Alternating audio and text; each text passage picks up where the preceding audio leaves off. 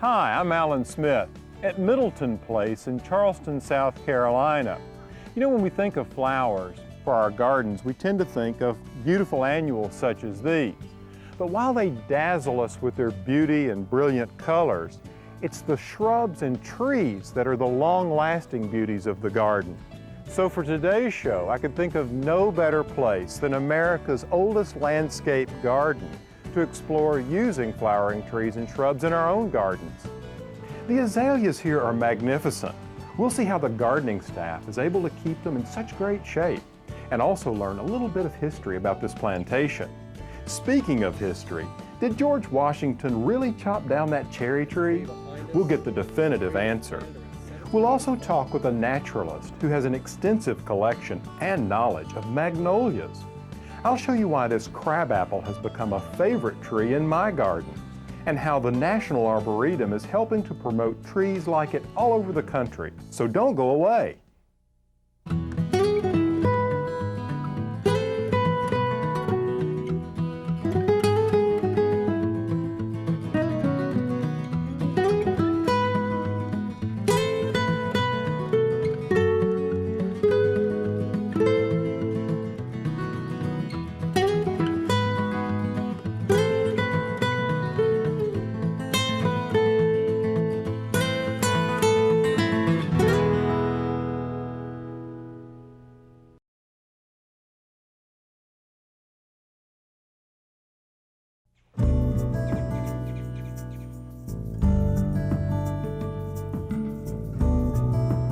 This is Middleton Place Plantation in Charleston, South Carolina. Henry Middleton began laying out the gardens here in 1741. To create a garden like this, it took vision, hope, and a belief in the future of this new nation. It was planted and planned with future generations in mind. Each area of the garden is laid out with geometric precision. And while this garden has been called the premier garden of the 13 colonies, one has to note that each successive generation of the Middleton family added to the splendor of this landscape. Ancient trees, rare camellias, and azaleas bloom in late winter and early spring, and roses have been added to the sundial garden over the years. Flowering trees and shrubs add so much life to a landscape, whether that landscape's large or small. Let me use my crabapple trees as an example. I can't imagine my garden without these beautiful small ornamental trees. Each season they provide so much beauty. In the spring they're covered in these white blossoms, and in the summer, well, they have beautiful shiny green leaves. For the fall they're awash in golden foliage, and in the winter they're covered with these tiny crabapples which serve as food for the birds. 20 years ago I would have never dreamed of planting a crabapple tree in my garden. You see, they had developed such a reputation, justifiably, of being messy and prone to disease that you never would want one around. But thanks to work being done by places like the National Arboretum, new introductions of crabapples are now available to us. This facility was set up by the Department of Agriculture to help improve our lives through plant research and by introducing new plant varieties that we can plant in our own gardens. Here you'll find a little of everything from Japanese bonsai to antique roses to water gardens, all set in beautifully designed grounds. And if you want to learn a little bit about a new plant, this is the place to come. People seem to be surprised when they come in our gates to know that there's such a large area of green space within the nation's capital. What I have responsibility for is all the gardens here at the Arboretum. We've got 444 acres, some very specialized gardens. We have about 29 people on my staff that are devoted as gardeners or curators. The work that we do here has great benefits for the general public on many different levels. Our researchers are working to bring the public better varieties to grow in their gardens of ornamental plants. We have a long history in shrub breeding, in tree breeding, and also in floral crops. The National Arboretum is available to all of us, and if you've ever been to Washington, D.C., you'll find it very refreshing because the admission is free and there's plenty of parking. Trees have always been regarded as one of our nation's greatest resources. The recognition of their importance led to the first Arbor Day, which was a celebration in Nebraska back in 1872. Pioneers and settlers were encouraged to plant trees for shade, fuel, shelter, and fruit. Of course, interest in tree planting has been a part of this country since the very beginning. George Washington himself was an avid tree collector and planter, despite a myth that might indicate otherwise. I asked Dean Norton, who is the horticulturist at Mount Vernon, about it. Now, I want to know one thing. Did Washington really cut down the cherry tree? Well, you know, he really didn't. That was a myth. Actually, Washington was a tree lover. He especially loved trees that bloomed. And this tree behind us is a tree that was planted around 1785. Really? We call it a living witness because it was actually here witnessing the life and times of George and Martha Washington. Absolutely. It's magnificent. It really is. So, Dean, what's the deal with the lightning rods? Lightning rods are a very important part of keeping our trees alive. These are very precious to us, and if these lightning rods were not put on back in the 1930s, we would probably not have any of our trees alive today. Really? Absolutely. How many trees of this age are still on the estate? We still have 13 trees surviving from the 1780s. And these were trees that Washington planted? We like to say under his direction. Well, it seems that George Washington certainly would have been one of the greatest supporters of Arbor Day. Why not take part in the very American activity of tree planting and plant a tree somewhere to benefit your community, neighborhood, or school? After the break, we'll return to Middleton Place to see a 200-year-old camellia, and we'll learn the secret of growing beautiful azaleas like these. So don't go away.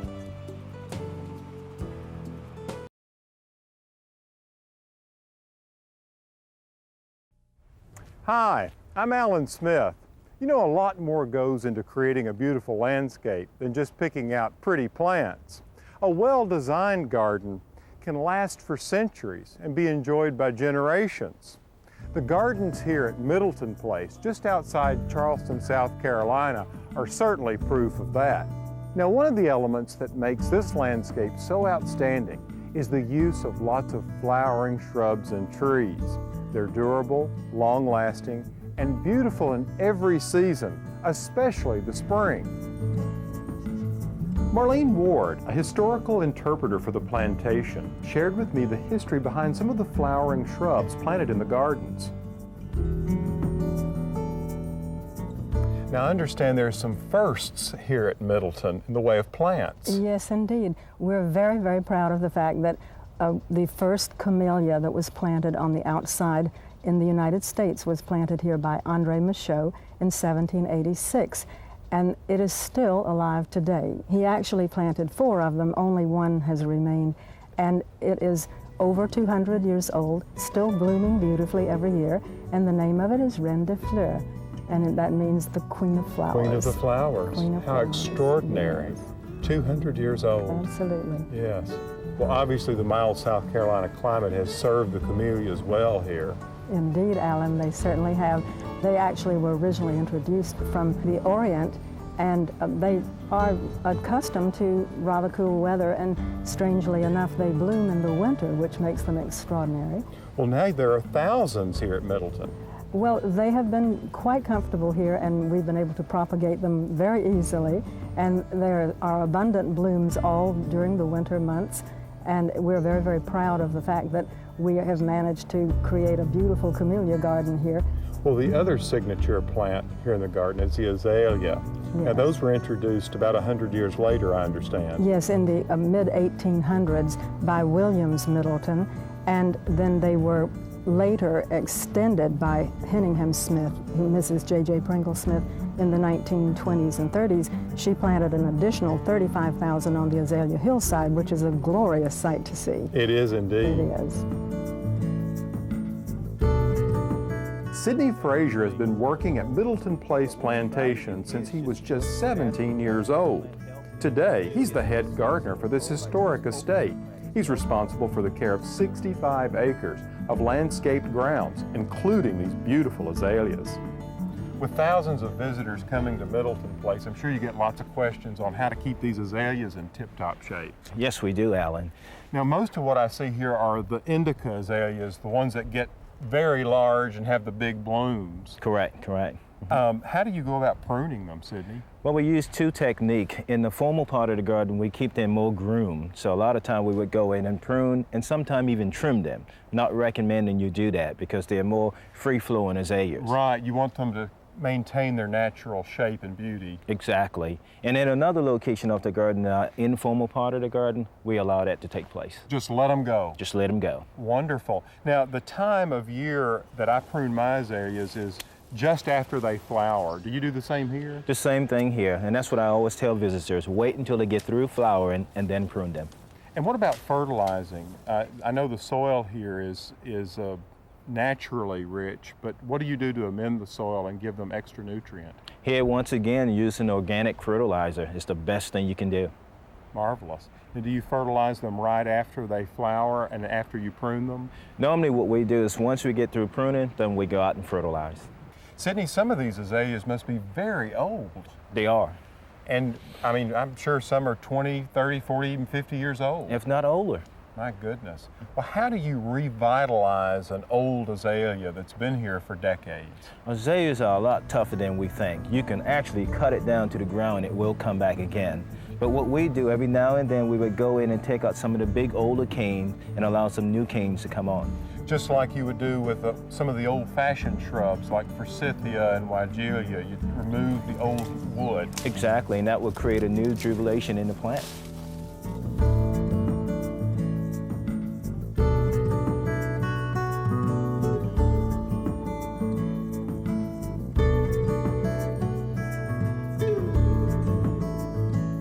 I'm always on the lookout for unique and interesting plants. One of my favorite ornamental trees is the fringe tree. Now, it doesn't take much imagination to understand how this plant got its name. It's literally covered in these creamy white fringe-like blossoms. It also has some other names, like Grandpa's Whiskers or Grancy Graybeard. And it's always a surprise to many to find out that this plant is actually not an exotic plant, but native to North America. I consider this to be one of our finest ornamentals, not only because of its spectacular white blooms that are also very fragrant, but in the fall the leaves turn a beautiful lemon yellow. Just like our beautiful native azaleas, our fringe tree also has cousins from the Orient that grow much larger, like this Chinese fringe tree. As you can see, its fringes or whiskers aren't as long or shaggy. How large a tree grows depends on where it's planted and growing conditions. I've actually seen American fringe trees grow taller than their Chinese counterparts, although you couldn't tell it by this young American specimen. All fringe trees, whether they're grown in this country or abroad, like similar conditions. For the fullest bloom, they need a lot of sun, but they can take partial shade. They also like acidic soils that drain well. If you plant one of these, you need lots of patience. You see, this tree is one of the last to leaf in the spring. And they can also be awkward-looking youngsters, but in time they'll grow into a beautiful form. For more information about trees and shrubs, just log on to my website. That's pallensmith.com.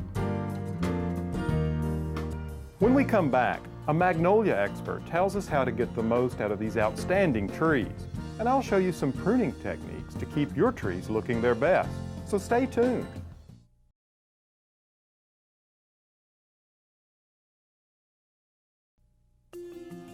Graceful and beautiful, the bloom of the magnolia. And when it comes to learning about this flowering tree, I turn to my friend and plantsman Larry Lohman, who has a collection of over 50 different magnolia trees. The magnolia family as a whole is extremely diverse, and there's just a multitude of uses. It's a very adaptable plant and could perform any number of useful purposes in the landscape. More often than not, these Asian magnolias, like the one behind me with the really elegant flowers, are used as centerpieces. Just a solo specimen out there really shining by itself. And they're often planted in the open all by themselves in full sun. We blend them. The shrubby forms, like the star magnolias, I like to use as a mixture in a shrub border. The southern magnolia, the big green grandifloras, are usually used as solo specimens in the middle of a large space. So it just depends on what you want out of the plant. The flowers are very elegant if they're situated against a backdrop that's dark. The magnolias that are evergreen, such as Sweet Bay and southern magnolia, do most of their root growth during the warm weather, and it is best to try and plant them in April or May if possible. If you dig them and disturb them in the middle of the winter or in the fall, they won't be able to regrow their roots quickly enough to do anything in the winter time to recover. A lot of organic matter near the surface of the ground is important. We mulch with leaf humus whenever possible and shredded hardwood bark that's been partially composted, not hardwood mulch, just hardwood bark. These trees typically grow in a forest habitat and are used to having leaf mulch entirely covering their root system. Their roots typically seek the surface and oxygen and air and are very shallow, and so they need a lot of surface mulch to protect them to be at their best. Whatever dead leaves fall should just stay in place, in my opinion, from the tree itself, and then add a little bit more to anchor them or some mulch to keep them from blowing away. On a tree that had a spread of 10 feet, I would have a mulch ring that was 10 or 12 feet around it. The question of why I grow so many magnolias is like asking someone why they like redheads. I, for some reason, am just attracted to them. The flowers, the plant organism itself, even the roots smell good when you're transplanting them and messing with them. But there's just something about the flowers in the spring. I'm also very attracted to daffodils from my childhood on. And so things I think that bloom really early in the spring are the main reason I like them.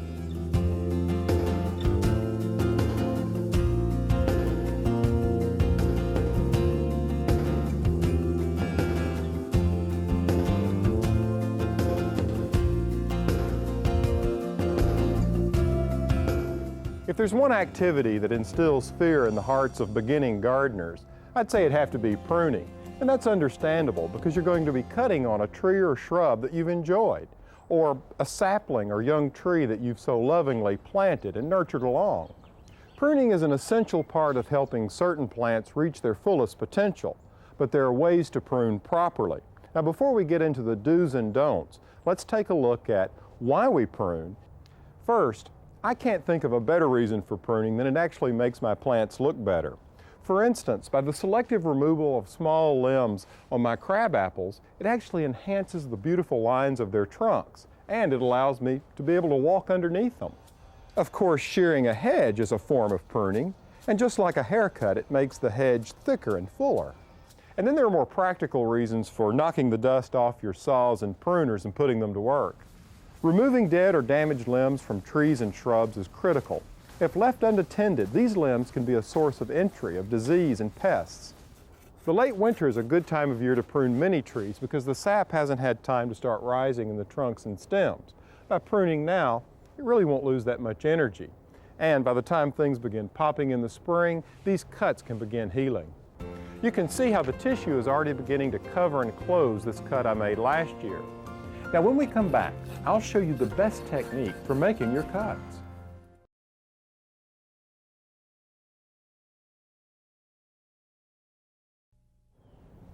Like so many things in life, pruning can be a big job if you let it get out of hand. That's why I like working on my trees and shrubs a little bit each year. When you prune, you want to make sure that you make the cut in the right place. So as an example, let's take a look at the anatomy of this crabapple. This wrinkled area on the bark around the limb is called the branch collar. Now, this is one of the most remarkable structures of engineering you'll find in nature. You see, this is what actually allows a tree to hold a heavy limb against the forces of nature for hundreds of years. And this is the same tissue that will eventually heal a wound as long as the cut is made properly. It's always best to remove a limb about a ½ inch beyond the branch collar. You see, if you cut into the collar and remove it, it'll reduce the chances of it eventually covering the wound. Now, likewise, you never want to cut too far beyond the collar and leave a stump because there's no way for that tissue to cover it. It'll just eventually rot. The cut from a limb this size will heal in just a couple of seasons. Now, the reason for making these cuts at the right place is that you want the limb to heal as quickly as possible. You don't want this to be a point of entry for opportunistic pests and disease. Now, I won't use any pruning paint here because the tree produces its own defenses in the sap. Now I'll just carry on removing any limbs that cross one another and those that are too low for me to walk under.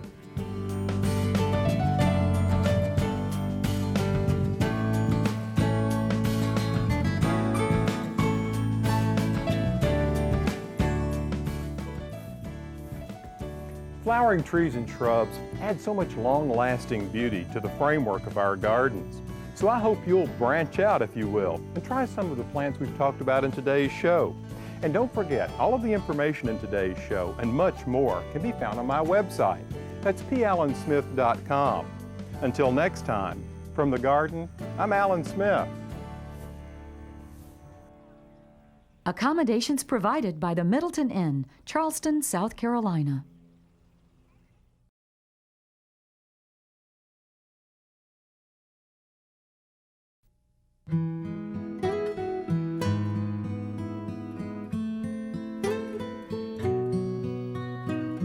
In this garden I dream of a bed of flowers. Bluebirds sing of the beauty all around us. And every time the sun comes out, I can't help but smile. Oh, no, I can't help but smile.